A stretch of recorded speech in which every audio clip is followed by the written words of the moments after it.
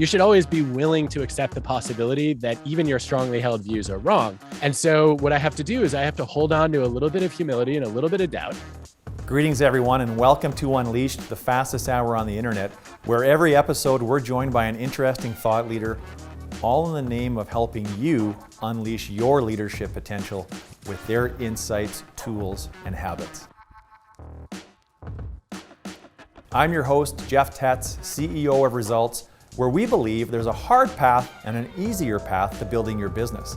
We partner with your leadership team to show you how to dramatically improve your results by perfecting the art of execution to get more of what you want from your business. We disagree with people every day. Not only does it put strain on relationships, but it prevents us from learning. Today we're joined by Adam Grant, who will share his tips for rethinking and letting go of views that no longer serve us, so we can live richer lives and deepen our connection with others. Adam also gets personal with us, sharing his experiences with becoming a best-selling author and having over 4 million social media followers. This is an episode you're not going to want to miss. I want to thank our season sponsor, PowerEd. PowerEd is an award-winning division of Athabasca University, and they partner with organizations looking for impactful online learning solutions. Their online offerings include leadership, digital transformation, project management, artificial intelligence and ethics, digital wellness, and embracing allyship and inclusion. Their core belief is that learning should be fun, engaging, and easily accessible. Their online platform means your employees can literally learn from wherever they are located. PowerEd meets them in their space and at a time that works best for them. Check out PowerEd at powered.ca. Thank you to today's episode sponsor, Converge. The pace of digital change is not slowing down, and companies that want to thrive in the future need to ensure business technology is part of their strategy. Converge is a gold Microsoft partner that understands this need and helps companies find their way forward by connecting their strategic business goals to their data and technology vision. For over 10 years, Converge has been partnering with clients across all industries and helping them integrate technologies that change how they work. Through solutions like custom applications, process automation, anywhere access, and real-time business dashboards, Converge is helping clients remain competitive. And what truly makes Converge different is how they help make digital transformation approachable. You can learn more by visiting their website at converge.com. And for those listening in, Converge is spelled with 2 V's. And don't forget to help us grow the community by sharing the episode links with people in your network that love learning as much as you do. Check out our YouTube channel and subscribe to our podcast wherever podcasts are found. Now on with the episode. Now my very special guest today is Adam Grant. Adam is an organizational psychologist and best-selling author who helps people find meaning and motivation at work. Adam has been Wharton's top-rated professor for 7 years. As an organizational psychologist, he's a leading expert on how we can find motivation and meaning and live more generous and creative lives. He's been recognized as one of the world's 10 most influential management thinkers and Fortune's 40 under 40. He's the #1 New York Times best-selling author of 5 books that have sold millions of copies and been translated into 35 languages. Think Again, Give and Take, Originals, Option B, and Power Moves. His books have been named among the year's best by Amazon, Apple, the Financial Times, and the Wall Street Journal. His New York Times article on languishing is one of the most shared articles of 2021. Adam hosts Work Life, a chart-topping TED original podcast. His TED Talks on original thinkers and givers and takers have been viewed more than 30 million times. Let that sink in for a second. He received a standing ovation at TED in 2016 and was voted the audience's favorite speaker at the Nantucket Project. His speaking and consulting clients include Google, the NBA, Bridgewater, and the Gates Foundation. He's also been known to provide pro bono advice to Jeff Tetz. He has more than 5 million followers on social media and features new insights in his free monthly newsletter, Granted, and he joins us today. Adam Grant, welcome to Unleashed. Such an honor to be here, Jeff. Thank you for having me. I'm going to try to earn maybe 2 words of that bio over the course of this conversation. Oh, I'd say you've earned it, and then some. And that was the simple version. Like I tried to distill the essence of it, and that's what I came up with. So pretty impressive. So Canadian of you. Yeah, for sure. So speaking of being Canadian and how polite we are, I will warn you, organizational psychologists come here for hard-hitting journalism and tough questions. So I thought I would start off by asking, what was your Thanksgiving like? It was great. We had some family come in, and it was really the first time we've done that since COVID started. So our kids had a blast, and I definitely hit my whatever the optimal level of engagement for an introvert is. I cleared it, and I'm very glad that we have our house to ourselves again. Yeah, you're probably still recovering for sure. Now, we're going to spend some time talking about Think Again today, and I have to admit, one of my biggest fears since we started book this in April is that you might rethink your appearance. So I am so glad to see you here and on time. Well, I still could, right? So be careful what you say. Yeah, that's very true. And I know I would be remiss if I didn't mention the orchestration, the brilliant orchestration of Ann Wynn, who arranged for you to join the 10-year celebration I had of my time at Results, and you surprised me there, and that's how this whole thing came to be. Now, the other thing I was thinking about leading up to today is most of our listeners wouldn't be aware that you have your fingerprints all over this show. And I'm quite confident in saying that Unleashed might not exist, or at least not in the fashion that it does, if not for your influence. Because when we launched it, close to 2 years ago, the first thing I did, of course, was, as I do, I reach out to you to ask if you'd participate. And in the way that you gracefully declined, you said, no, but here's 5 people you should ask. And so I asked those 5 people, most of them came on. And then since then, they've introduced us to others, and you've kept introducing us to others. So this show is literally a byproduct of a lot of the giving that you've done for me and for our team. So thank you for that. Well, I will say I recommend a lot of people for a lot of opportunities, and it is pretty rare that all of them come back and say, I love this guy. You have to get to know him. So I think it seems like I was doing them a favor by putting them in touch with you. That's kind and generous. Thank you for saying that. Now, the interesting thing about this conversation when it comes to Think Again, at least one of them, is all of this hindsight that we have now. So the book came out in February. You've been on the speaking tour, done all the major promotions for it, of course. And I have to ask, do you ever get tired of talking about it? Maybe. I think it depends a lot on the conversation. I think there are days when I think, I wish somebody would ask me a new question, or even challenge me to rethink something that, that I felt pretty strongly about. But then I also remember that it's such a privilege to have a chance to share ideas. And, the fact that I have an audience that wants to learn means that it's no different than, than any other kind of performance, right? You could ask Wayne Gretzky, did he get bored of skating? Well, maybe, but I get to play one of the greatest games on earth. And I get to do it, in front of an incredible audience. And I, by the way, I do not belong in Wayne Gretzky's league, but I think it's an interesting standard to aspire to, right? To say, okay, one of the signs that you've achieved real excellence is that people want you to play your greatest hits. And so that doesn't mean you've just been typecast. It doesn't mean that you're failing to learn and grow. It means that people want to hear what you had to say on that topic. And so there are moments when I think, well, I don't really want to rehash that. And then I think, wow, it's amazing that people want me to rehash that. Totally. You remind me of Glenn Fry. There was an awesome Eagles documentary where Glenn Fry said he was so sick of playing Take It Easy, but the thing that kept him going is he realized that night somebody might be seeing them in concert for the first time, and that was always enough to give it his all. So I think that's kind of my hope today. I know some people tuning in will have seen everything you've done. Some people, this might be their first introduction to you. So maybe we'll cover some new ground, maybe we won't, but I'm hoping we can give people enough information. And I mean, did you have any idea when you wrote the book that it was going to be as timely, as important as it's become?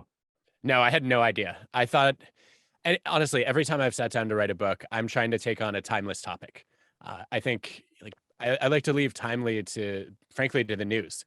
And I think that often the topics that were timely today are forgotten yesterday, or maybe tomorrow. I'm not really sure in which direction that would go, but the gist of it is, I want to write about issues that matter to human beings, period. I did have a hunch that rethinking was becoming more important, that as the pace of change was accelerating, that it was becoming more vital for people to question their assumptions and their convictions, and that people who didn't revisit their decisions would probably regret it more than in past versions of the world. But I had no idea that a pandemic was coming. I had no idea that we were going to be seeing headlines about. I felt like every fourth word was like rethinking, and it was like where we work. It was how we get our food. It was what we can do safely. And then the Great Resignation came, and now all these people are rethinking their work lives. And it was like the perfect storm of like my interest in rethinking and my passion about trying to make work not suck. And so I kind of feel guilty, honestly, Jeff, because I feel like I'm one of the few people who's actually in some ways benefited from the pandemic. Yeah, well, but for all the right reasons. And I think as time goes on, I think again almost should be required reading. It's that essential for the world that we live in, and the complexities I think that cause us to stay true and hold our ground on our beliefs are only going to work more against us. And so if we don't deliberately learn some new tools, I think it's going to even get more problematic. So really important stuff. So Adam, let's start to talk just a little bit about sort of the origins of Think Again. And I wondered if you could talk a bit about some of the work like from Phil Tetlock that informed the foundation, at least the early foundation of the book. Yeah, I think right before I graduated from college, I read this paper of Phil's where he made what I thought was a riveting argument that we're supposed to approach our decisions and in many cases our judgments objectively. We don't. We approach them because we're locked into a social world, and we have a role to play that tilts us in a particular direction, usually wanting to be right or wanting other people to be wrong. And he broke that down. I fiddled a bit with his terminology, but the gist of it was he observed that too many of us spend too many of our days thinking like preachers, prosecutors, and politicians. So in preacher mode, you're basically proselytizing your views. In prosecutor mode, you're attacking somebody else's views. And in politician mode, you don't even listen to people unless they already agree with your views. And what I thought was interesting about that first was as an organizational psychologist, the fact that people had internalized these occupations that they never worked in or studied for, right? I have family members who are lawyers, but I never practiced law.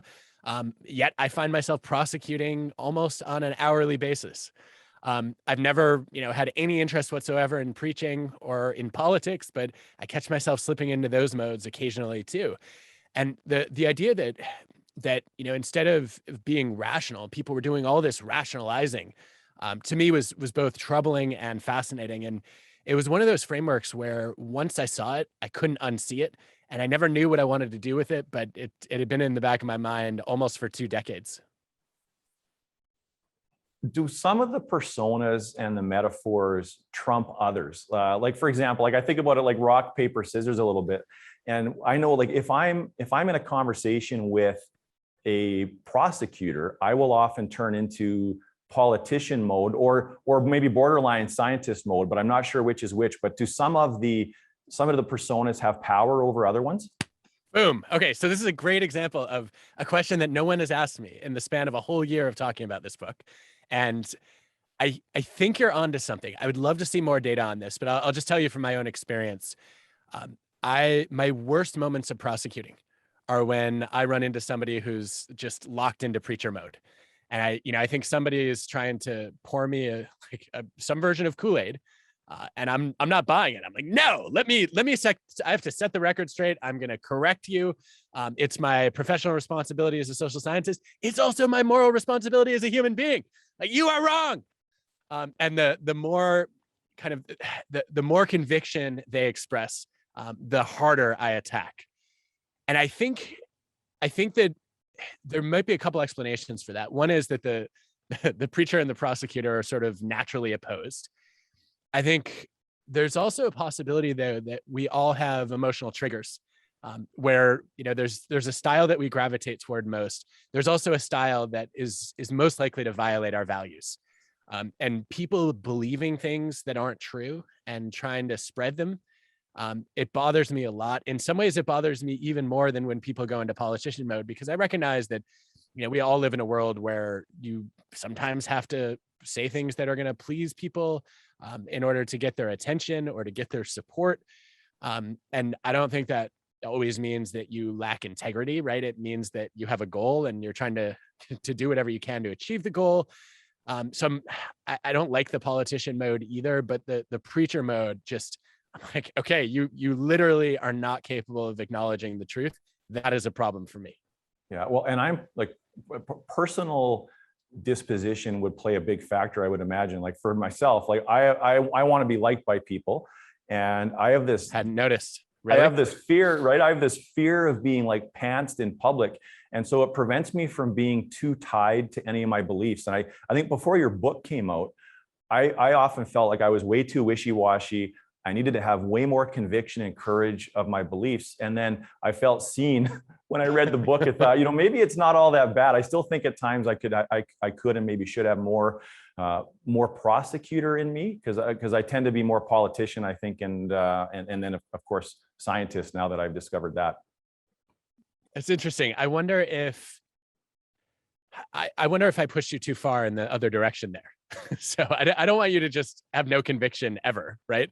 I don't want you to wake up tomorrow and say like, well, like the earth probably, I don't know, might not be round. Like could be flat, could be shaped like a Frisbee, right? That's a little bit worrisome. So I don't think you should always just, be completely open-minded. I want you to have strong beliefs when they're grounded in rigorous logic and strong evidence. And I think many of us cling to opinions that aren't, and that's where I want rethinking to happen. So have you overcorrected on this? Is it possible?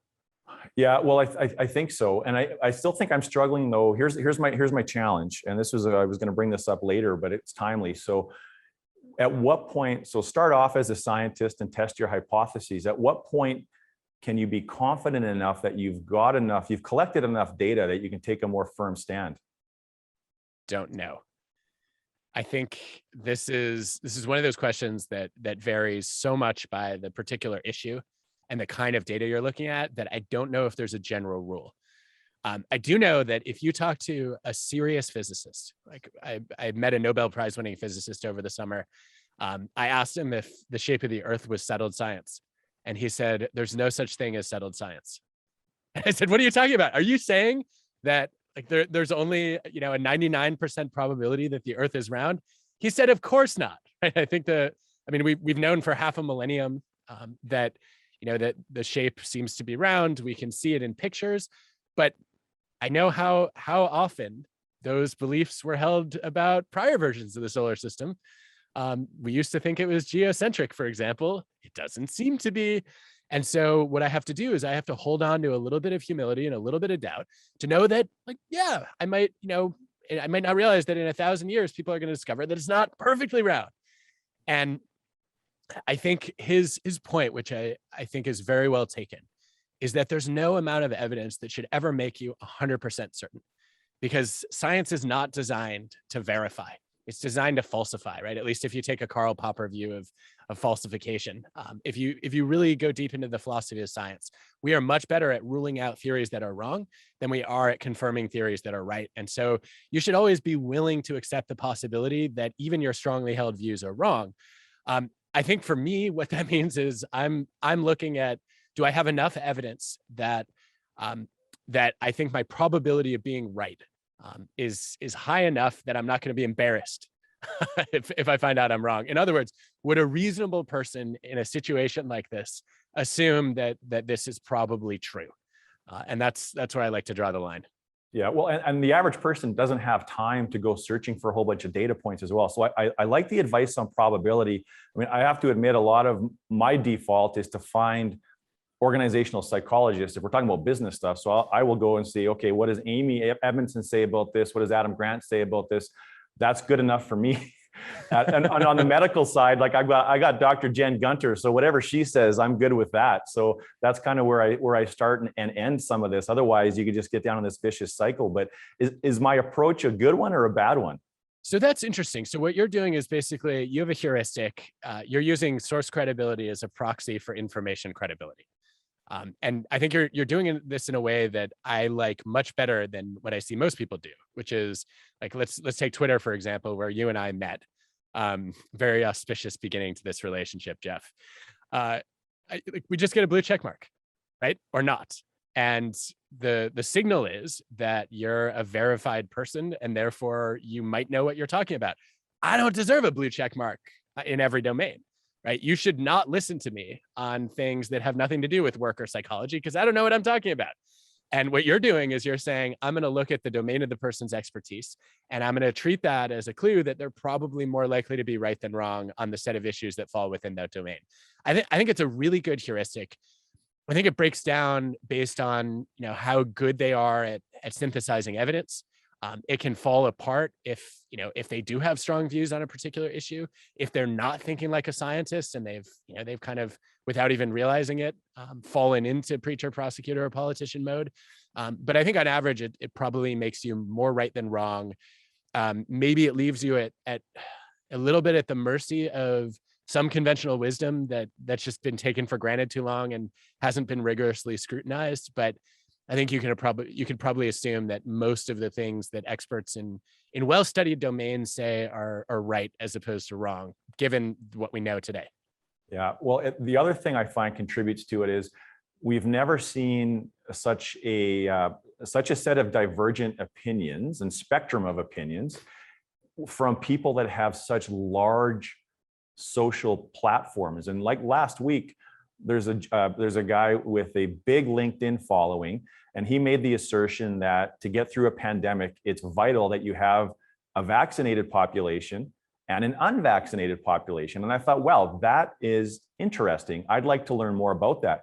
But I am terrified to talk about that because I know what would happen on social platforms. First of all, if it's proven to be false, and knowing kind of what the narrative is on social. So it kind of prevents me, at least, from dipping my toe in the water to what could be some really healthy debates. What's your thoughts on that?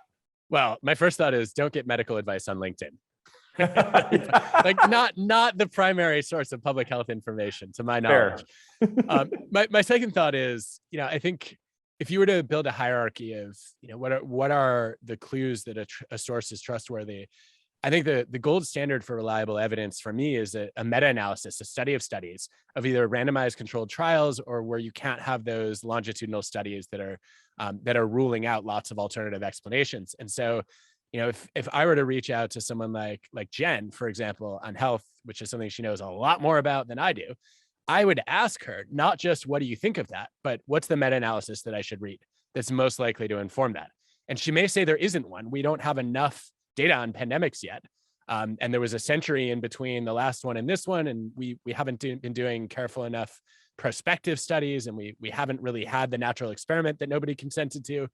And then I would ask, okay, well, what are the best epidemiological models that I should look at?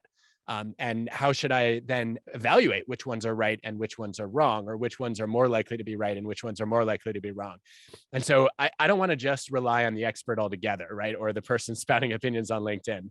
What I want to do is I want to find out what are their sources, what are their criteria for evaluating the credibility of a source, and then I can make a slightly more informed judgment. And if we can't gather that information, should we just avoid getting into the conversations altogether? I don't know. What are you trying to accomplish? Well, I know I think what I'm trying to accomplish is to try to understand the truth. That's really what it is. And then if I can understand the truth, knowing that the truth doesn't usually exist in polarity, that I can somehow have a meaningful influence on people that are in my own circle or close to me. But it's really a hunt for the truth, and not wanting to find out in 2 years that I kind of hung my hat on a false set of circumstances.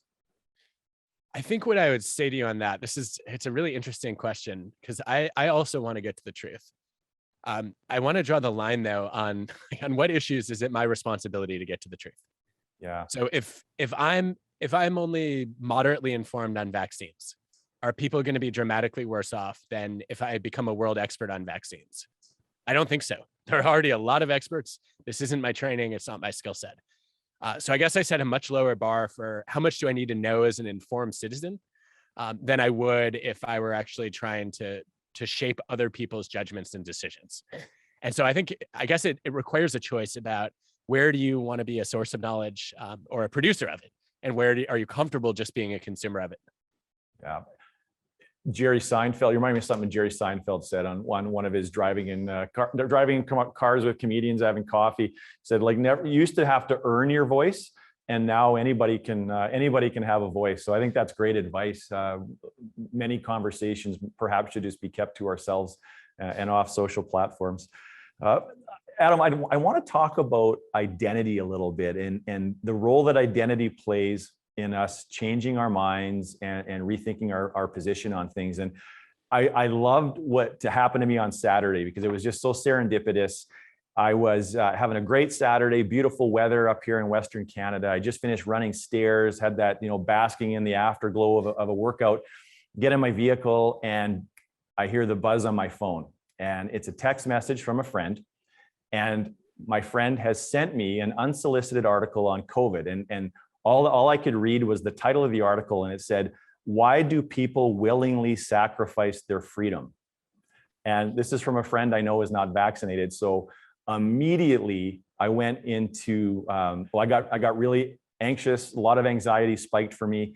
And I went into prosecutor mode. And the first thing I said, well, clearly that author does not care at all about changing people's perspective or engaging people from various spectrums of view here, because it's a very binary article. So that author is only going to appeal to people that already agree with him. And I basically sort of went off on her, and I realized after, well, this is probably not the best approach for meaningful debate. But what's the role? You can provide me some coaching here. How should I have responded? And then what's the role that identity plays in rethinking? Well, I think it's a perfectly reasonable strategy if you're having a formal debate and you're being judged by a neutral audience, right? Or if you're in a courtroom with a jury, and you are a prosecutor. I think if you're trying to have a thoughtful conversation and maybe open the other person's mind, yeah, not the best track to get on. And I say this as somebody who still launches into prosecutor mode much more often than I would like or even like to admit. Let's take an example before we talk about identity. I want to sort of shift gears a little bit for you. I think you're sort of a fan of Tom Brady. Is that right? Sort of, yes.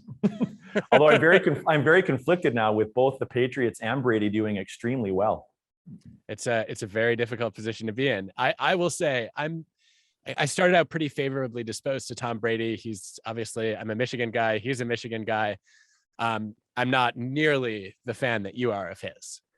So I wanted to ask you about Deflategate. Oh God. Let me just say, I'm so curious, Jeff, as a fan of Tom Brady, but also as somebody who really wants to get to the truth. What is the probability, 0 to 100, that Tom Brady was involved in inflating footballs, if you had to guess? 99. I should say deflating. Sorry. Yeah. Thank goodness they didn't run up the score until they were properly inflated in the second half against the Colts. But 99 out of 100. At least some general awareness of what was happening. Huh. Okay. And what do you think is the probability that he was the ringleader? 75. Really? Okay. Yeah. So how can you say that as one of the world's biggest fans of Tom Brady? I'm so surprised by this, Jeff.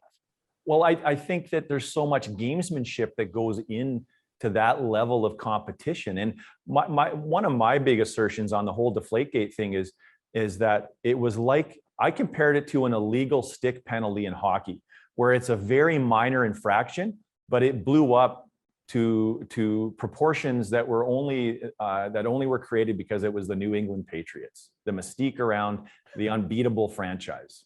Okay, interesting. So this is obviously a tiny bit of motivational interviewing here.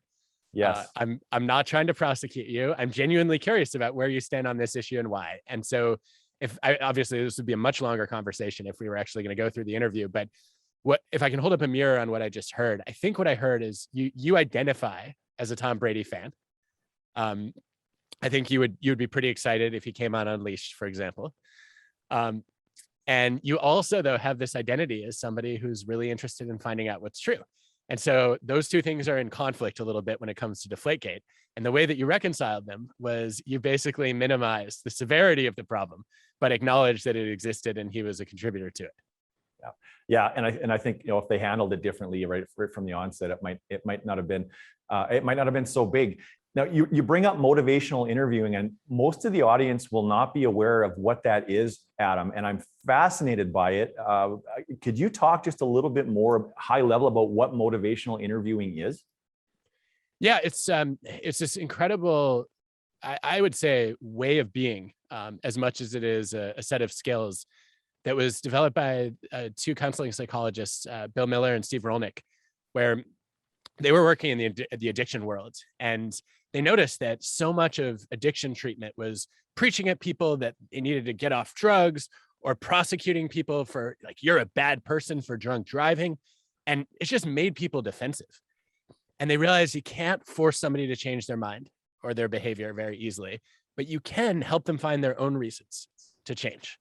And so motivational interviewing is basically the process of coming into a conversation, knowing I have no clue what would shift your attitudes or your behaviors, and I'm really curious to find out. And so I'm going to ask you open-ended questions. I want to hear your reasons for, maybe thinking that Tom Brady is totally in the clear. I also want to hear your reasons for thinking he might be guilty. And then what I want to do is help you see your own ambivalence, that you actually have, multiple conflicting beliefs or mixed motives.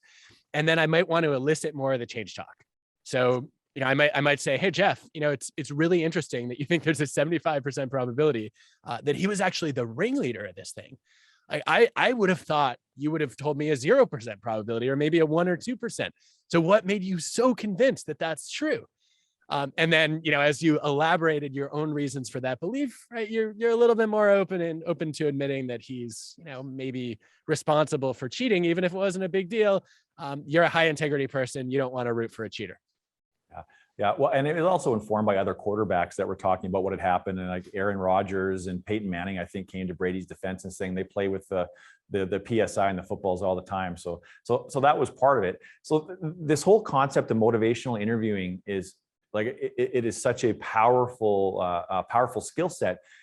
But what if you don't care about somebody else's perspective, but they're a very important person to you? Like, if it's a topic that you've made up your mind, you really don't care about their perspective on it. Like, if you have to interact with them, are there ways that you can somehow generate authentic curiosity, or just avoid the conversation? What do you do with that? I don't think it's easy, but I think the thing I found most useful is something that Bob Sutton taught me in a very different domain, when he was talking about how to deal with highly disagreeable takers, which some people call by a much less polite name than I just did.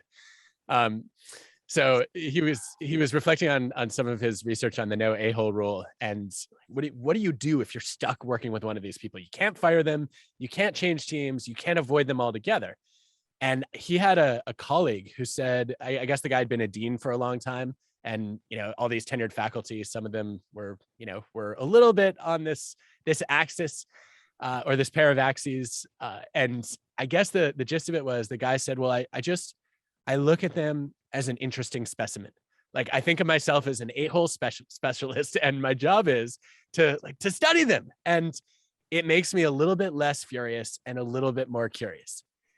And I have to tell you, Jeff, I have started applying the same thing to people whose beliefs I find objectionable or ridiculous. Is I say, okay, what would a good scientist do in this situation? I had this happen recently with people who are staunch believers in astrology. Sorry, by the way, if anyone is, I'm deeply offended by most of the people I follow on Instagram seem to be. Oh, wow. Well, that is another conversation, but I was really far in the prosecutor direction. And then I said, wait a minute, what would a scientist do? What a scientist would do is say, what an interesting phenomenon that people believe these things that I have really strong empirical data are false. I have to know, how did they form these beliefs? Why do they cling to them? And now all of a sudden I want to understand them better. And so that brings out a lot more of the curiosity. I think it's, for me, sometimes, and this is true on anything that somebody disagrees with me strongly on, I think the farther apart we are on what we believe, the more I can learn from how they think. And I guess what that means for me concretely is I'll say, okay, the moment I'm like, oh, that's wrong, or that's ridiculous, how could they possibly believe that? I'm like, ooh, today I have met the closest thing to an alien that I will encounter this week. And so if an alien came to Earth, I would be so intrigued. Where did you come from? What made you who you are? Why are you here? How have your views changed over time as you've encountered humans, right? And I want to have the same kind of conversation with this human alien. And I guess it would apply no matter what persona they were in the moment. It wouldn't matter if they were a preacher, prosecutor, as an example, or a politician. You could just apply that same level of curiosity. I should, right? Because part of the reason that I became an organizational psychologist is I am endlessly fascinated by what makes people tick. Yeah. And what drives them to do what they do and believe what they believe. And so this is a prime opportunity to understand for what for me is a mystery of human motivation. Like, how did you land in a place where you think this is true?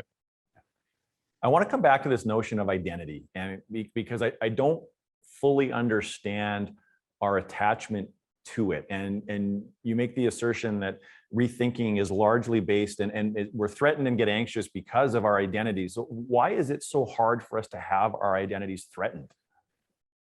I think some of it has to do with just a sense of competence, right? That if I have to admit that one of my beliefs is wrong, then it's a threat to my intelligence. I might not be smart. I associate being smart with being right. And if I have to abandon something I thought was true and say it was false, now I'm dumb. I think there's, we obviously live in a world also that reifies leaders who have all the answers, when in fact we should be celebrating the leaders who ask great questions. I think there's another piece of this, which is also about the social element of letting go of your beliefs. It's a real threat to belonging. We often form groups around people with shared views. And so if I all of a sudden unbelieve something that we all think is true, then I'm at risk for being excluded and maybe even ostracized. Yeah, that belonging piece really resonates with me. I think that's a bit of a game changer, understanding it a bit better. So what are some of the antidotes to that? How do we avoid being so fixed in our identity and our beliefs? Don't let your ideas become your identity. Like for me, it's as simple as that. My identity is not what I think is true. It's what I think is important. And you actually captured this earlier, Jeff. Like your identity is wrapped up in being someone who wants to see the truth. And I think you even told me that that's more important to you than being a member of the Patriots or Tom Brady tribe, right? And so once you're superseding, the content of your beliefs or your attachments with this value that you have of you want to get to the right answer, then you stay intellectually flexible. You're constantly willing to reconsider because you have this higher order goal of wanting to find out what's real. And that, I think if that's your steering motivation, it's a little bit easier to avoid getting sucked into all these identity traps. Yeah. No, fair enough. I got a bit of an odd question for you, maybe. But why do you think Dunning-Kruger effect exists from an evolutionary standpoint? Ooh, this is fun. I tend to be a little bit of a skeptic about a lot of claims that come from evolutionary psychology because they're hard to test. Yeah. And I'm like, okay, I get how if you can make a really cohesive argument that a particular set of traits was adaptive, then it would be selected over time and retained, and it could explain a lot about who we are. But I often want to see better evidence, and it's hard to redo evolutionary history, right? So, you end up getting simulations, you end up getting some studies that sort of test hypotheses against alternative hypotheses and say, well, we found support for the evolutionary one. I'm like, yeah, but that doesn't mean the evolutionary story is right. Okay, I feel like that disclaimer is necessary. I think that the Dunning-Kruger effect, which I'm sure a lot of you are familiar with, is the tendency for the people who are least knowledgeable or the least skilled to be the most overconfident about their knowledge and skills. I think if there were an evolutionary case for why that existed, it would be that initially, when somebody, I can think of two off the top of my head. So one is that when people try to judge your competence, they often can't observe it directly, right? You can't climb into somebody's head and measure the efficiency of their mitochondria to figure out if they're geniuses, right? You can't get inside somebody's mind and trace their neocortical dopamine sensitivities to figure out if they're an introvert or an extrovert. You can't necessarily scan their brains for creativity very easily. And so you often look at their confidence as a signal of their competence. And so there's probably some adaptive advantage in groups where people are assertive, where they have a lot of conviction, where they express certainty, because you can assume then that they must know what they're talking about.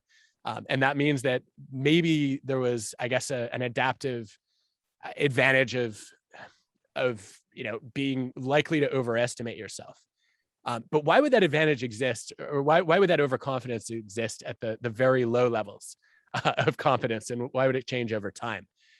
I think it potentially changes over time because it's dangerous to stay in that zone of overconfidence. You don't learn, you might get eaten by a predator, who knows? I think what happens over time, if I had to guess, is that there's also a reward for improving your knowledge and skill. And so as people start to then put in more practice or gain more information, there's now an incentive to keep becoming more competent, which means you have to better calibrate your confidence.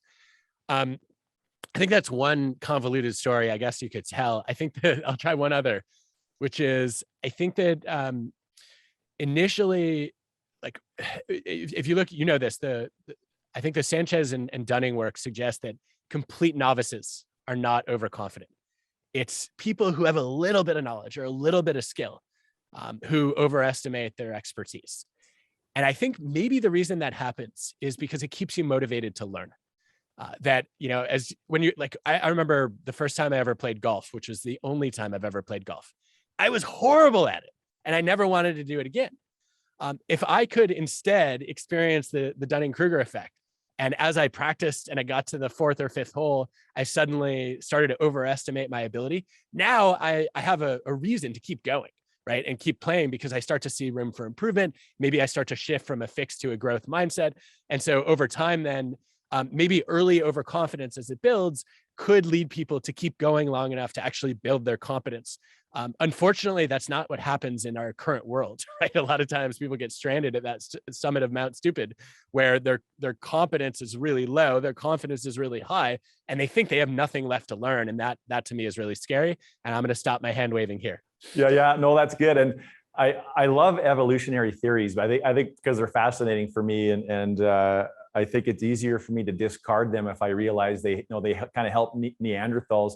And I had a weird kind of hypothesis, and I wondered if it was somehow a gateway to curiosity, progress, and innovation, as Neanderthals are discovering fire as an example. So I think I think you've kind of you hit on some of those things too. And so the antidote then for the Dunning-Kruger effect is what you call confident humility.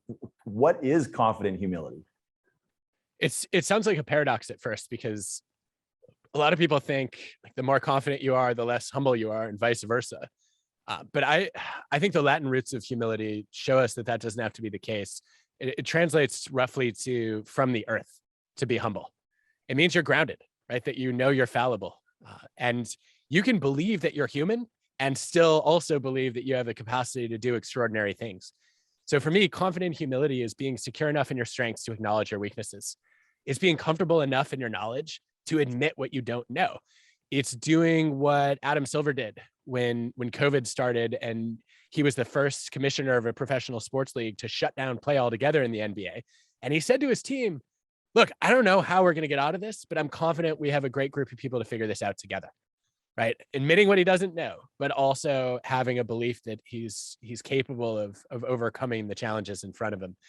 And I don't think that means as a leader, you wander around saying, I know a lot of people have imposter syndrome, but I am an actual imposter.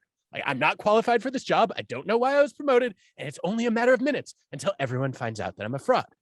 Right? That's not confident humility. Confident humility is saying, I have a few ideas. I have some frameworks. I have some questions. I'm not sure if any of them are right yet. I'm not sure we have the expertise we need. So let's go through the following steps to try to get to the bottom of this. How do we learn it? I think it depends on whether you're trying to build your confidence or build your humility, or both. So which one are you curious about? Well, I think it's more. I think it's more the humility side. Well, I know of a few ways to, I guess, to nurture humility. One is to surround yourself with people who are more knowledgeable or more skilled than you. I think it's pretty hard to live at that summit of Mount Stupid if everyone around you has expertise that you don't. Um, I think another strategy that seems to be pretty effective is ironically to affirm people's competence in domains that are unrelated to where you're trying to build their humility. So there's this whole body of research in psychology on what's called self-affirmation theory. And it's the finding, and this works especially well with narcissists who tend to be arrogant and overconfident in the first place, that if, let's say you wanted to convince a leader that they're a horrible decision maker, or maybe that's just a bridge too far. You wanted to convince them that maybe their decision making was not flawless, and they had things to learn about how to actually weigh different options and consider the alternatives on the table.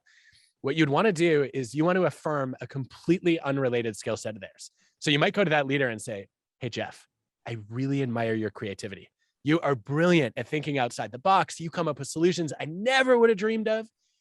And now your ego isn't totally attached to your decision-making skill, right? You don't have all your eggs in the decision-making competence basket when it comes to judging your self-esteem or gauging your own worth. And so you're a little bit more receptive to hearing, hey, I do want to talk about the decision process because we've generated some really amazing alternatives. I'm worried that we might be choosing one that's crazy. Or I'm a little bit concerned that this option that's totally outside the box is outside the box for a reason. And I want to make sure that we've thoroughly evaluated the consequences that it might have. And that I think is a really effective way to build humility in a way that's domain specific, right? It doesn't require you to take a Steve Jobs and turn him into the most humble person on earth, right? All it does is it invites you to say, okay, what is Steve Jobs great at that I can make him secure about, that then will make him a little bit less insecure in the domain where maybe I have some constructive criticism to offer. Yeah, I like that. You also talk about adopting a mindset like a super forecaster. And in the research on super forecasters, they tend to change their minds more than average forecasters, as an example. But here's my sort of question, I guess, and my worry. In organizations, if we're going to change our minds often and we're going to do a lot of experimentation in the workplace, if you're just a typical employee and maybe you don't have a lot of job security yet, how do we not miss our potential budding superstars because they're doing a lot of experimentation and they may be failing a lot? So we might think they're floundering in their role, but they're actually on their way to some breakthroughs. Ooh, I think this is such an important question for leaders to ask, because I think we're constantly underestimating people who think like scientists. They often express their opinions more tentatively. To your point, they're running lots of experiments and iterating with lots of different kinds of ideas, and many of those don't work out. And when people live their lives by trial and error, sometimes the errors loom larger than anything else. I think one way you could identify them is you could actually start running forecasting tournaments to recognize that almost every decision that you make as a leader in an organization is a forecast. So Jeff, when you hire somebody, you're making a bet on their future performance and their contribution to your culture, right? Yeah. Also, when you roll out a strategy, you're making a prediction about how the world is going to evolve and what demand for your products and services are going to look like and where your customers are located. And yet we don't really find out who's good at forecasting. And as you know from Phil's work, it is a general skill, right? As Phil puts it, it's not so much what you know as how you think. And great forecasters tend to be rethinkers. So let me give you an example of what a good forecasting tournament might look like. I'm going to unleash something here. Actually, this has not gone public. Back in February, I partnered up with the nonprofit Good Judgment. You probably saw we invited people around the world to participate in a Think Again forecasting tournament. And people spent months. Did you participate, by the way? No, I didn't. No. I'm very disappointed in you, Jeff Tetz. Very disappointed. I feel that. Next round. Yeah. The tournament, we took a whole range of questions and basically asked people who's going to win the commercial space race, who's going to win a given Olympic event, who's going to win an election in a certain country, what's going to happen with self-driving cars in a given city. And people had to register all these predictions. Is this event going to happen in a defined time period? Yes or no? Or who's going to win? And then they got scored on their accuracy and their calibration. So not just were they right, but when they turned out to be right, had they expressed a lot of confidence? When they turned out to be wrong, had they expressed a lot of uncertainty? Did they know what they knew and what they didn't know? And it turned out that the best forecasters not only updated their predictions more often, they also scored higher on my Think Like a Scientist assessment, rather than giving lots of preacher, prosecutor, and politician responses. And they updated faster. The best forecasters would register one prediction, and then they would rethink it that day and update it. The worst forecasters, it would take them 2, 3, 4 days if they ever got around to rethinking to update it. And I think what they were doing there was they were harnessing what's often called the inner crowd, right? To say in an ideal world, every prediction I make, I would find the wisest crowd, and then I would take the average of them. I'm not going to do that for every choice I have in my life, but I can take my inner crowd and know that the average of my first 2 forecasts is probably more accurate than the first one alone, because I brought in additional information that wasn't obvious to me at the time, but then surfaced later. So if we wanted to do this in an organization, we could do a couple of things. One is run the forecasting tournament for hiring.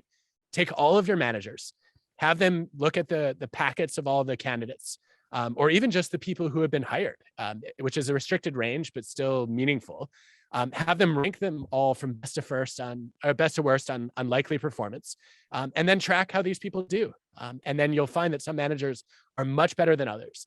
You can either put the hiring decisions in their hands, or you can reverse engineer what they do and let them teach their skills to others.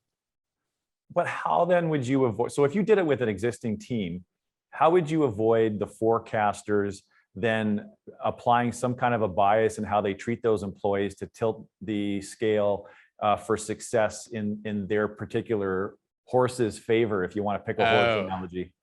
Yeah, this is one difference between organizational life and these international forecasting tournaments. Is often the forecasting tournaments happen on questions where no single human, at least not, if they're not a head of state, could ever influence the outcome. But at work, we can. I would deal with that in a few different ways. One is I would say, let's blind the packets, just like we do blind auditions in orchestras. Let's try to strip all the identifying information out. Maybe we'll just give quotes on interview answers, for example, or we'll strip a resume and create a few highlights that are not too tied to the person or the specific prior experience they had. That's one option. A second option is to take your forecasting outside the domain where people do have control. So Justin Berg did this at Stanford. He did his dissertation when he was here at Wharton on creative forecasting. And he got all these leaders and managers at like in the circus arts, think Cirque du Soleil, for example, to forecast the success of future acts. And then he released their videos on YouTube, and he had people watch them, and he looked at how many views they got and how many likes they got. And none of the managers, right, could influence that because they weren't actually overseeing the particular circus artist whose videos were going live. You could, I think a third option would be just take a domain where everybody's interested in your workplace. So I don't want to force everybody into the sports world, but if you play fantasy hockey or fantasy baseball or basketball, there's no reason why you can't at the beginning of the season take all your sports fans who are really passionate about that sport and have them predict the future performance of players or teams. And then you will find that the better forecasters are not just distinguished by how much they know about that sport, right? They're more open-minded. They're more willing to rethink. They consider more possible scenarios. And that gives them a better shot at anticipating what's going to happen. So I guess I'd say find the domain where everybody is interested. Yeah, that's interesting. So you might be able to learn something about your people and have some fun at the same time. And it might apply more to a work example than you think. Actually, I saw a hedge fund CEO do this a few years ago. Yeah, he basically said, "All right, we don't exactly do stock picking, but what we do is pretty similar to that. So let's do a stock picking tournament." He invited the whole company to do it. He finished in the bottom 3, and his executive assistant won. Wow! And I was hoping they'd switch jobs. They didn't, but he realized that she was way underutilized in terms of her forecasting skill. He also realized that he had some biases that he needed to work on. So I think it's a pretty good learning opportunity. No doubt. One of my favorite parts to think again is the very first paragraph. So you tell this story about a group of wildland firefighters who literally they jump out of a plane to go fight a wildfire, and the wind changes direction, and the fire is about to engulf them. And unfortunately, a bunch of them didn't survive the ordeal, but a few of them did. And it's because they thought fast on their feet, and they lit the brush in front of them and then ran ahead and laid in the burned brush. So then the fire didn't have as much of an opportunity.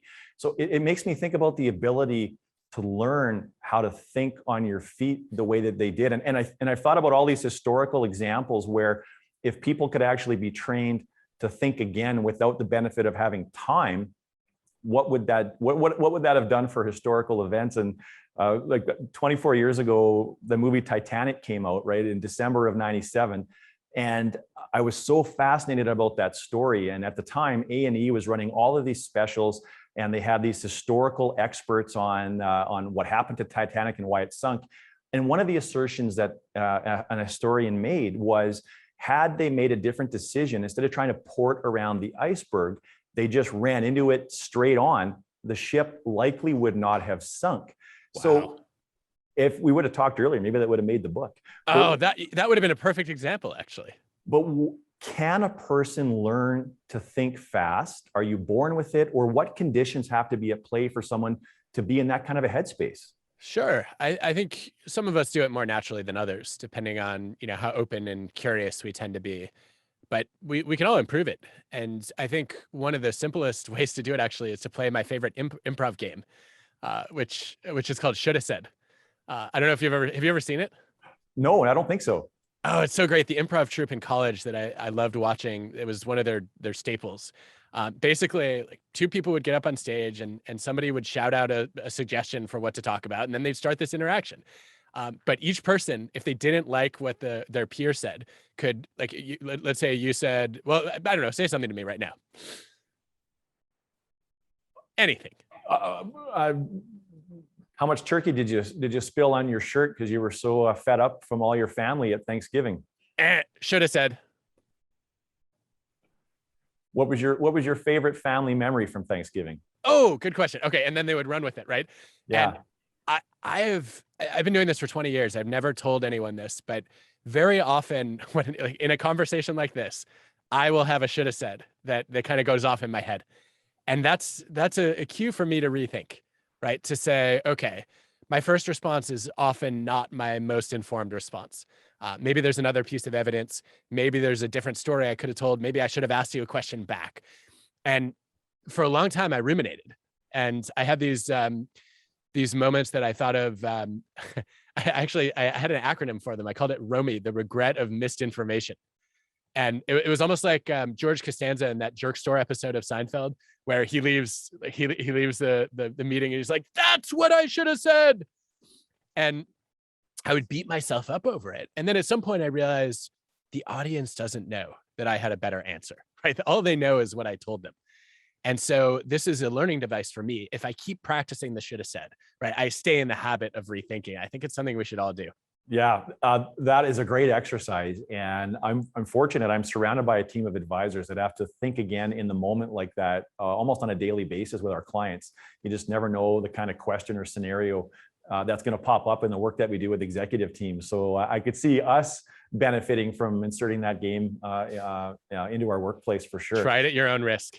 Yeah, no doubt. So I want to switch gears, Adam, away from think again, and there may still be some overlap here. But you and I had a quick conversation in July, and it was around Admiral McRaven. Now, you had him on your podcast, and I think it was early July, and you said that perhaps he was the most impressive leader that you've ever met. What made him or makes him so impressive? I think he lives a lot of the values that I've spent my career studying. So I think he's, a quintessential giver rather than a taker or matcher. I think he's a person of very high integrity. I think he's very open to thinking again. And I think he does a remarkable job creating a culture of psychological safety. And, when I served on the Defense Innovation Board with him at the Pentagon, he was the most decorated person in every room, right? He led the Bin Laden raid. He captured Saddam Hussein. And despite being a military hero, he was often the first person to say, listen, If you see me making a bad decision or you think I'm about to make a bad mistake, it is your responsibility to let me know. And he went on to explain that accountability was a two-way street, that of course he was going to hold people accountable for high standards, but he also expected them to hold him accountable for great leadership. And he said to his teams, I need you to protect me from myself. I wish more leaders would operate that way. Yeah. Can military leadership work in a business environment? It depends what kind of military leadership, doesn't it? Yeah. I would like to think that effective leadership transcends industry and context. I think there are particulars that are obviously relevant to some places more than others, but I've had a chance to work with a lot of great military leaders over the years, and I can tell you that approximately none of them are the command and control, scream at you stereotype that we see in the movies all the time. So I don't think that's a coincidence. Yeah, well, there was something that Brené Brown said to you that really struck a chord with me, and that was a lot of the military leaders that she's working with now talk about the necessity to have affection for their people. And if they don't feel affection and they can't find a way to create it, then they request that those people are maybe moved to a different platoon, as an example. Of course you hone in on that. That was my biggest should have said moment from that conversation with Brené, was when she said, I think it was an Air Force leader who had told her, you cannot lead people you don't have affection for. Boom. It was such a mic drop moment that I didn't do anything with it. Like, oh, I have so many questions about, well, what does it mean to feel affection for people? Can you feel too much affection for them? How do you get the right amount of care and commitment without being blinded by your enthusiasm for them? We'll have to make that a follow-up. Well, no, for sure. Well, and I thought, wow, that is profound that she would say that. But then the other thing I thought was, so often what the research tells us about like productive adversaries, it's not the right term, but oftentimes strong relationships on teams come from people that very obviously and authentically are at odds with one another.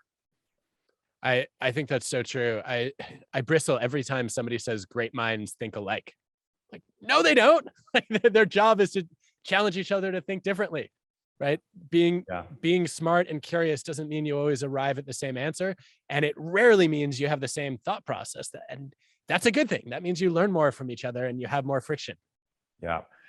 You mentioned to Dax Shepard on his podcast that you kind of self-taught yourself in an advertising job in college on leadership tools, because you kind of had this job and you didn't know the first thing about being a leader. So you thought, well, I'll just teach myself. As you've refined your approaches over the years, Adam, what are the most effective ways that just an average person can retain and absorb and apply more of what they're reading and learning? I think for me, the most helpful here, we did a whole work life episode on how to remember anything. And of all the things that I thought through and read, the one that has stuck with me is, if you really want to remember something, you don't just want to repeat it, you actually want to share it. So much of the knowledge that I've internalized has come from, I read something that I thought was incredibly interesting, or I heard a podcast episode that I loved, and my first thought was to share it with somebody. And this was not a selfless act. Like, I want someone to talk to about this. And one of the things that I found was people were often, really touched that I had thought of them and that I wanted to have that conversation with them. But then to send it to them, I had to explain why it was relevant to them, why it was interesting, why it was important, why it was worth paying attention to. And then it stuck because I'd really made a case for it, and I'd elaborated it and articulated it fully. So I think the best way to remember something is to share it. Yeah, that's really great advice. And Adam, if you have time, I have some personal questions I'd love to explore with you. I'm ready. All right. So you are a former magician, so I realize there may be some sorcery at play here, but how do you manage to help so many people? I don't ever feel like I help enough people. So you just have clearly low expectations. I have days where I feel like I've been efficient and helpful. And I think a lot of it comes from something I've been doing my whole career, but I didn't have a label for until I met Adam Rifkin, this great entrepreneur who said, look, a lot of helping is a 5-minute favor. It's almost a micro loan, except you never expect it to be paid back, of your time, your skills, your network, your knowledge. And I try to find, like, when somebody asks for help, I try to find the most straightforward way to add value. And oftentimes that does not mean hopping on the phone with them, right? Or meeting with them. It means saying, you know what, I'm like, right now I'm on sabbatical. I'm not taking calls. In fact, why are we here? No, I'm thrilled that we got to do this. It means, asking, okay, would you mind, and this will save you time too. Could you just take 1 minute to spell out what you're looking for? And then I can figure out whether there's someone I know or something I know that might be helpful. Yeah. And I refer to you as the great enabler. And I actually am trying to adopt more of what I see your philosophy or approach to helping is. And one of the things you're benefited from is you're so well read and you have a photographic memory.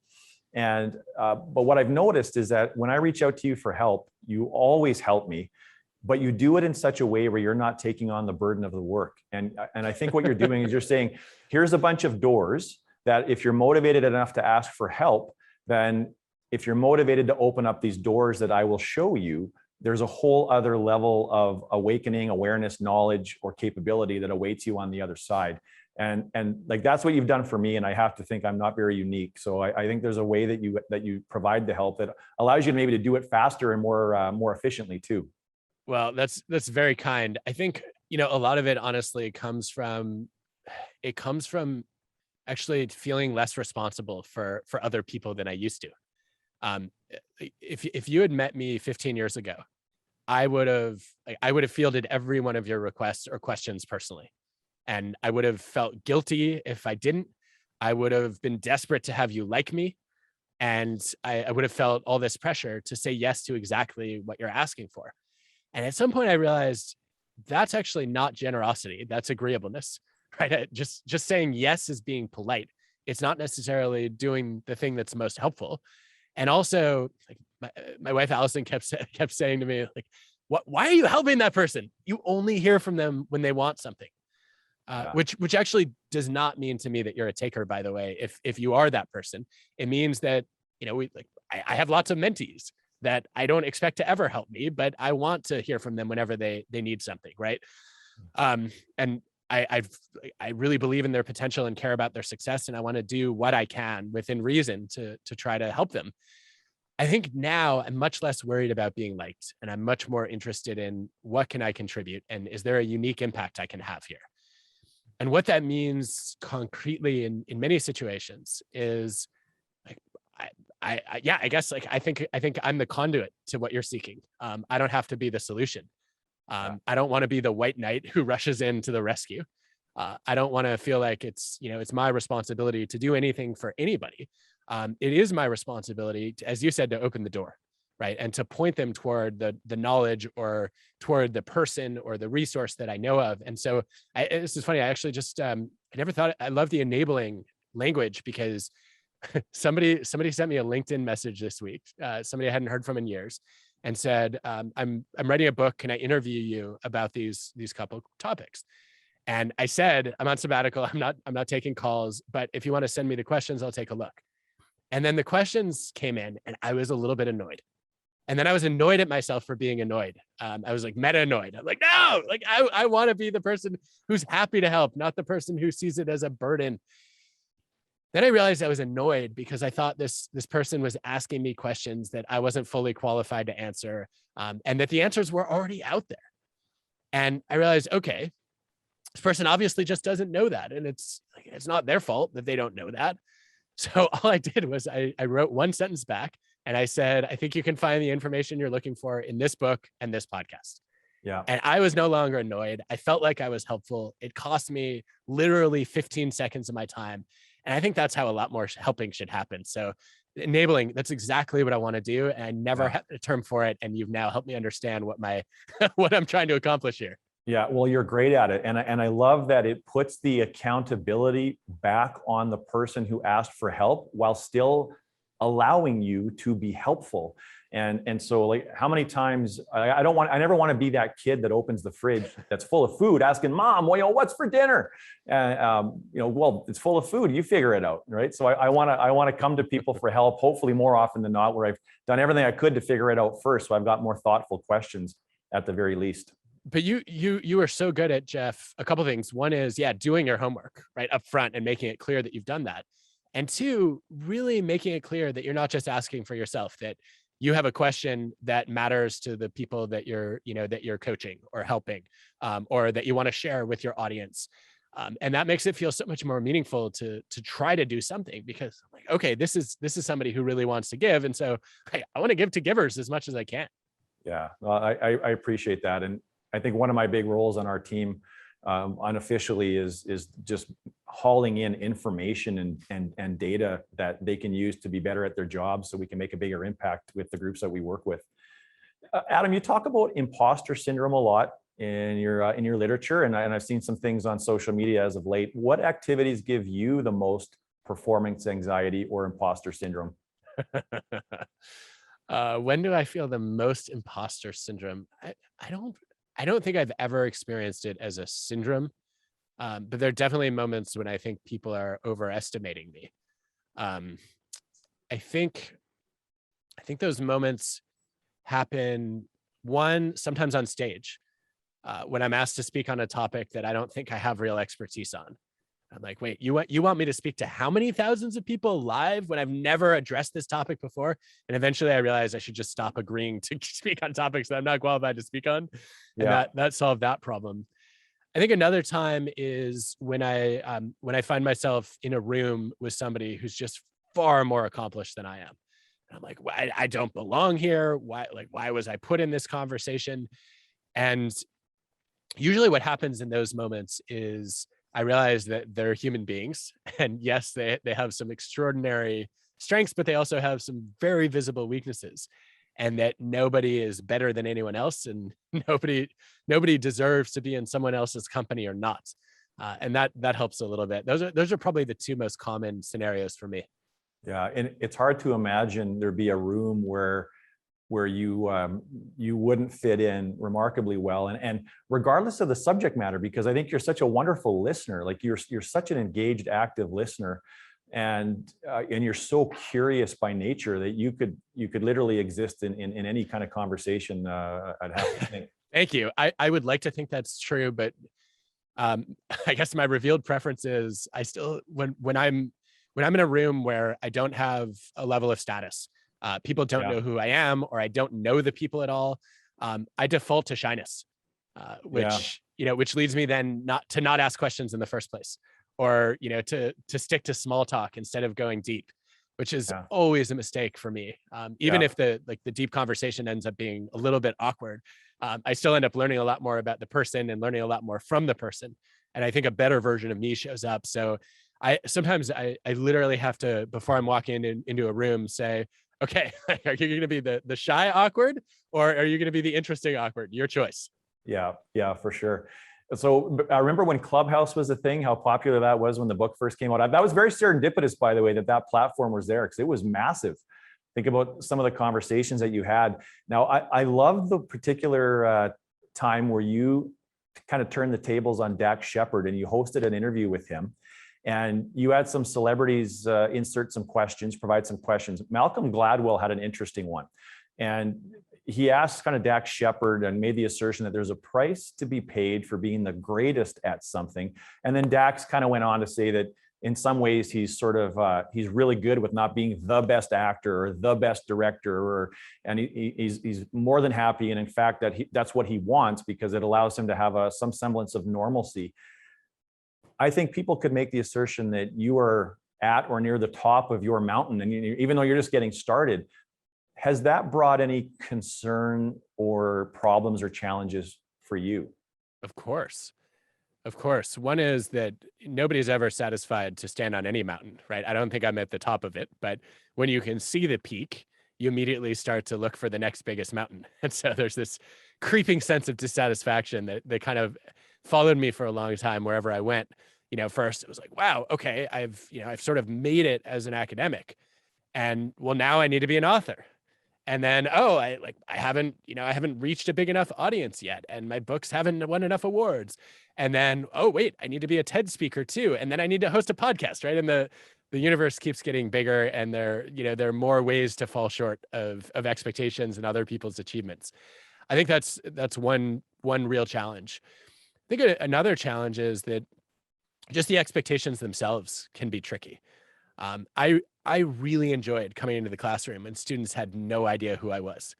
And, now like, I'm never going to live up to what, like, at least for the ones who, have consumed every word that I've published, I'm never going to live up to the vision of, of who you think I am, because those are all snapshots of my best work. And you're going to get like my average, not my peak. Sorry. And I hope the average goes up over time, but still there's going to be a gap between, what the expectation was and what the reality was. I think another big challenge for me over time has been, there have been moments when people that I thought were my friends turned out not to be. And I didn't know what to do with that. And I don't know whether they were envious of the opportunities I was getting, or whether they'd always been just critical of my work. And now it became sort of fashionable to, to try to attack the person who's prominent. But that's not fun. And yet all of these things they're small challenges to grapple with. I guess compared to the meaningful impact that I think a lot of these doors have opened up. And so I'm not going to stop walking through them, but it definitely makes it clear that, yeah, there's always a price to success. Yeah. And we all know that if there's 9 glowing reviews and there's 1 negative, we focus on the one negative. I appreciate you sharing that with me. Are you able to be at peace with those situations? I think mostly. I think they bother me sometimes when they happen, but I tend not to dwell on things very much. Like this is the blessing and the curse of being a very future-oriented person. Yeah. Whenever people say live in the moment, like, there are a lot of moments that I would rather not live in.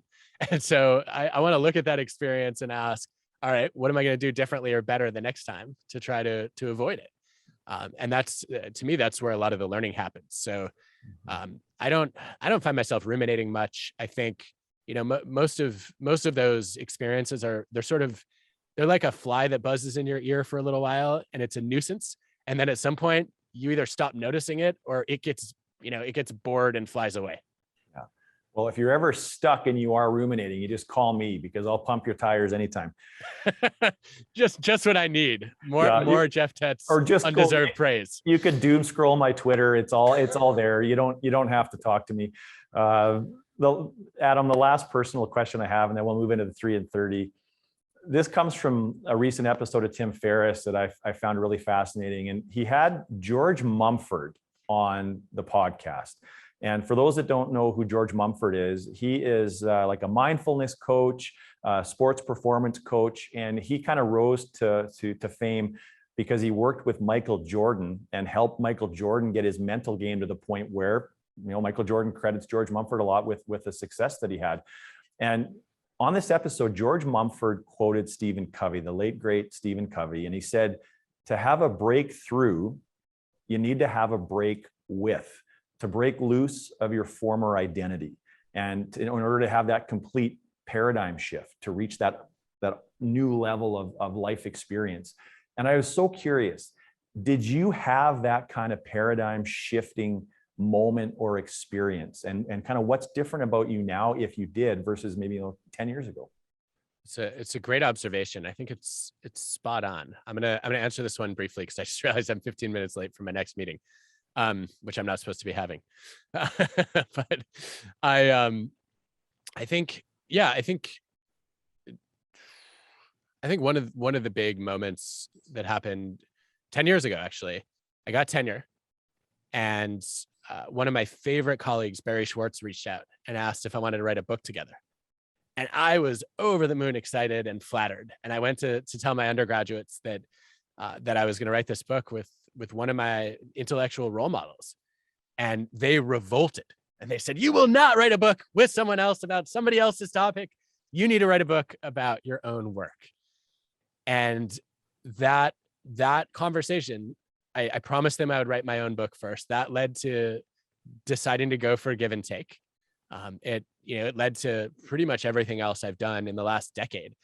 And I think the way it changed me was I had spent a lot of my career trying to live up to other people's expectations. And I now spend much less time worrying about who I'm letting down. I didn't want to let down Barry. And in this case, right, I had a bunch of students then that I was letting down if I said yes to Barry. And so it solved the problem for me. Now I am much more likely to say, I'm never going to please everyone. Let me just be clear about who I'm willing to disappoint. Yeah, Adam, thanks for answering that. Well, that brings us to the last segment. It's 3 and 30. We got a quick slide, Adam. We'll go through the 3 and 30, then we'll get you off to your next meeting. So Adam, what are 3 things then that you recommend people can do to start thinking again in their own lives in the next 30 days? Okay, so the first one is to define your identity in terms of what you value, not what you believe. That means who you are is based on what's important to you, not what you think is true. So you define yourself as somebody who seeks the truth, or somebody who helps others, or somebody who strives for excellence, not as a Republican or Democrats, not as a believer or denier of climate science, not as a vaccine supporter or resistor, not as a Tom Brady fan or a Tom Brady hater. The second is to embrace the joy of being wrong. And what I mean by that is that when you find out that you were incorrect, you recognize that that is a chance to learn something. And the faster you are to recognize when you were wrong, the faster you can move toward getting it right, which last time I checked is the point. And then the third is don't agree to disagree. When somebody says, well, let's just agree to disagree, I like to tell them now, well, actually, I don't believe in that. I'm open to rethinking it, like most things, but I think it's a sign that I've lost you at some point. And I believe I'm capable of having a thoughtful conversation with anyone about anything. And so I would love to know where I went wrong and what I could have done to maybe get through to you a little bit differently here. And what happens when I do that is, in many cases, I'll learn something. And the idea of arguing to learn instead of arguing to win can be a game changer. Yeah. Adam, thank you so much for this time today, giving generously of your time and of your insights and all of your knowledge and your enthusiasm. And this might really sound strange to hear. I know you're only 40 years old, but I'm absolutely convinced that one of your great legacies will be how you helped humankind grow, learn, and connect during the pandemic. You gave a voice to things that we didn't know how to label. You made us less alone, and you demonstrated courage so that other people could fight for things that mattered to them, but they weren't really sure how to take that first step. We've all been through a lot in this shared yet unique experience of living through this pandemic, and this in particular day, this will live on as a very special moment for me throughout my entire life. Not many people have impacted me the way that you have, and it is such an honor to spend some time with you and to call you a friend. This has been an unbelievable honor. So thank you for this. I'll never forget it. Well, thank you, Jeff. It's overly kind of you as always, but I have so much admiration for how earnest you are, which is something that everyone who meets you really comments on consistently. You're obviously a huge giver. You're voraciously curious, and you really think deeply about important questions and bring a lot of wisdom to them. And I can't really think of qualities that I admire more than that. So this it's great to call this a friendship, and really honored that you've engaged so thoughtfully with my work, and I will try to live up to it. Thank you. Yeah, Adam, thank you very much. And to everybody else, in closing, that brings us to the end of season 4, Hard to Believe. And to stay connected with us, you can find us on all your favorite social platforms, Instagram, Facebook, and Twitter. And don't forget to track us down on LinkedIn and the YouTube subscriber channel, and wherever your favorite podcasts are found. Thank you so much for tuning in. If you like what you saw, don't forget to share episode links with your friends and colleagues. And if you're ready to take the next step and you're part of a leadership team that you just know has untapped potential, don't wait another moment. Go to unleashresults.com and subscribe to our newsletter. We'll take care of the rest.